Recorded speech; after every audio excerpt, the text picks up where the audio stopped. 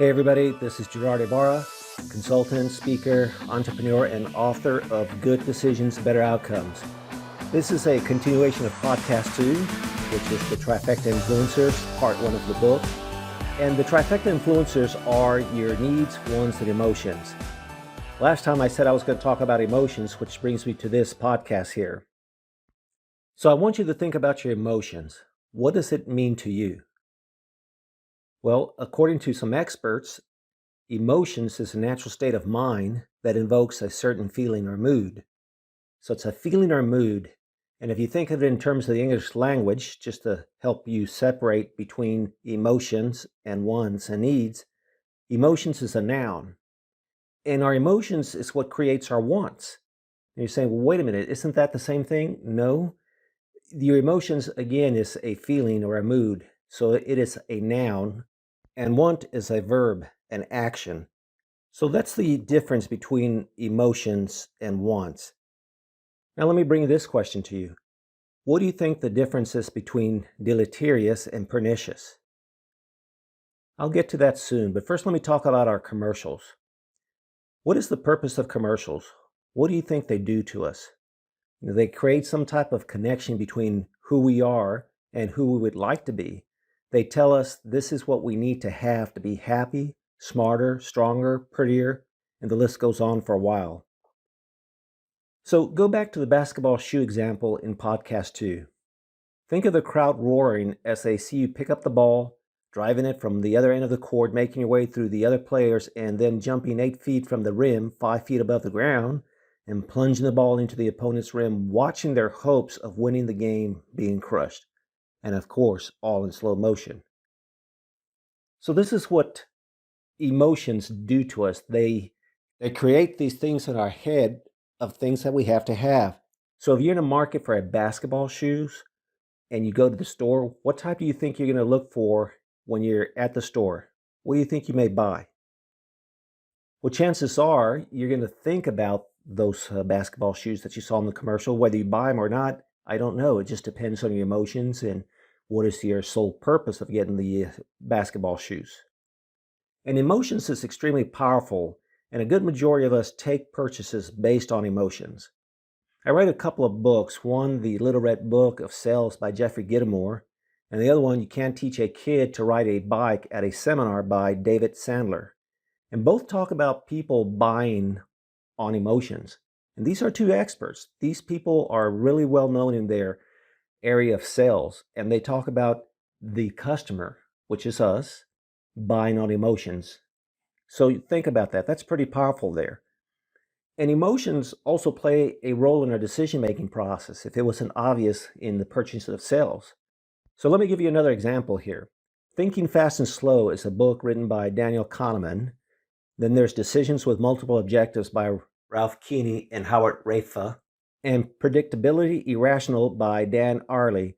All discuss emotions being part of our decision-making process. And these are giants in their field of decision-making. So the way this might work in our decision-making process is we might like one salesperson over another when it comes to choosing a product or a service. For whatever reason, we just prefer this other person, even though the two softwares or the two products that you're looking at are almost identical, you're going to lean towards the person that you like. And even if they're not identical, let's say that there is a slight difference, you're going to probably lean towards the person that you like. It's just part of the decision-making process. It's what we have, our emotions that guide us in some of our things that we do in our lives.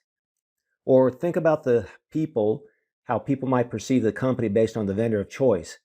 Do you have that one cell phone by that one company with a fruit on it, or do you have the other cell phone that a company uses to compete against the company with the fruit? So these are just perceived notions. Why do you get one over the other? It's because you prefer that product. You like what that product or that company stands for. And it could even be to the point where we may not like someone within our own company, and we may not provide that person that we don't like the full support they need in a major project. It's not that we're trying to sabotage them, at least I hope not, but for whatever reason, you just are not up to giving them all the help that they need to make them a success. And again, it goes back to our decision-making process. Why do you do this? It could have been something they said or the way you perceive them. And it's just part of us, it's innate. So if we know that emotions plays a big part in our decision-making process, what do you think experts in marketing, news media, and even politicians could do by using our emotions to persuade us to think the way they think or side with them?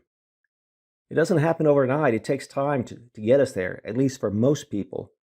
Let me give you an example here. Think of the show I Love Lucy from the 50s and where we are today when it comes to couples and even multiple couples sleeping together. In the show I Love Lucy, Desi Arnaz and Lucille Ball, both married, slept in different beds with their pajamas. That's what you were allowed to show in the 50s, and that was a big step. Now think about today. How many couples do you see going to bed half nude and we don't give a second thought to it? So you can change how people think and feel by slow increments and continuous pushing of ideas, concepts, beliefs. You can also make changes by the information provided, whether true or not, and that's unfortunate. In the dissemination of information, you just make a statement and then the people start to believe and change. What we've seen, read, heard, felt, looked at begins to influence us, and then our emotions, by the same token, starts to maybe change the way we think about certain things. We find it acceptable to do A, B, or C. So let me go back to the two words I mentioned earlier that I said I would give you their definitions. And these definitions are from Merriam-Webster. The first one is deleterious. That's an adjective. And the definition is harmful, often in a subtle or unexpected way. And this applies to what has an often unsuspected harmful effect. Now, pernicious, on the other hand, also an adjective, but it's highly injurious or destructive. And this implies that irreparable harm done through evil or insidious corrupting or undermining. So these are subtle differences. One is harmful in a subtle or unexpected way, and the other one implies irreparable harm done through evil. So think about those two words and how that applies to your decision-making process, more so to your emotions. What's going on that's leading you down a path to make decisions based on your emotions through what you've seen, read, heard on TV, magazine, prints, or through your friends? Are the decisions based mostly on logic or mostly on emotions? Let me leave you with this thought. Is what you are hearing, seeing, reading, and watching changing you for the better? Is what you are gathering and learning making you a better human being? My hope for my podcast, book, and other material that I share with you is that you think critically for yourself. That's the snake oil I'm selling. Change the way you think and be critical of what you're training your mind and self to be. Okay, that wraps up podcast number 3, which is emotions, one of your Trifecta Influencers. I certainly hope you learned something about your emotions. If you like this video, give it a thumbs up. You can also leave a comment with me.